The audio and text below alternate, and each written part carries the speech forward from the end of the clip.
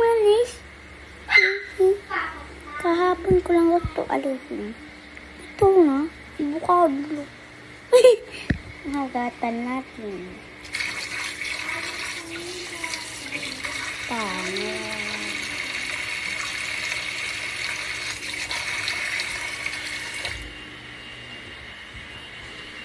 Tor Toyota eh.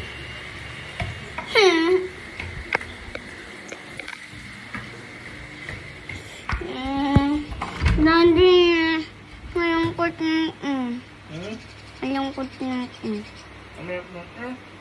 malungkot na ako. Nakita ko, tumikim lang ako ng avocado tapos nakita ko, biglang nasa avocado ko na.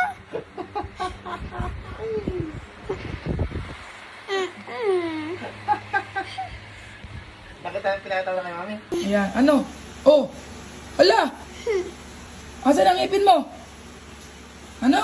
Hindi ko alam. Nasaan? Hindi ko alam. Ano? Nakain ko yata. Ano ba nilunok mo? Yeah, naku naman anak. Ayun! Ayun! Oh, nasa ano mo? Ay, nako, kumakain ng avocado. Nalunok daw niya yung ngipin, buti andon. O sige, alisin mo na. Hala ko, nalunok mo anak eh. Nakakabahan tuloy ako eh. Tingnan mo, kanina nung nakaraan mo pa gustong bungiin. Tapos, kung kailang avocado ang kinakain mo. Bungi na? Bungi.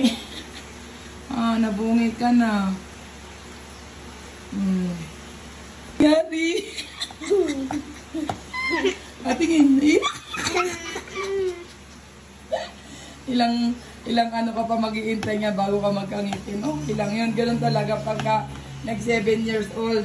Hanggang 8, nawawala yung ngipin sa ibabaw. Avocado lang yung kinakain mo. Oh. Pagkatapos kumain, ayan, binanatan. Sarap na sarap sa mega sardines. Oh. Tapos, ayun, todo kain ng avocado, sarapan. Sarap! Favorite ng lahat ang avocado. Ano, ito na, nalungkot ka bigla. Ayaw mo na, magpapasalamat ka nga at bigla-bigla ng gaganda na. Kaya ingatan mo na yung ngipin mo. Kasi hindi na yan mauulit. Pagka nabungi yan, wala nang kapalit. Kaya ayan. Ay naka.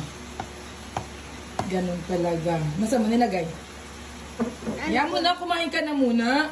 Mamaya na, baka mawala pa. Yelo. Kumain na. Wag na, bawal mag-yelo. Gabing-gabi na, mag-yelo ka pa. Kain. Si Christian nga hindi na nga hinalo-halo sa Doon na mismo kinain eh. Parehas kami kumain ni Christian, ganun.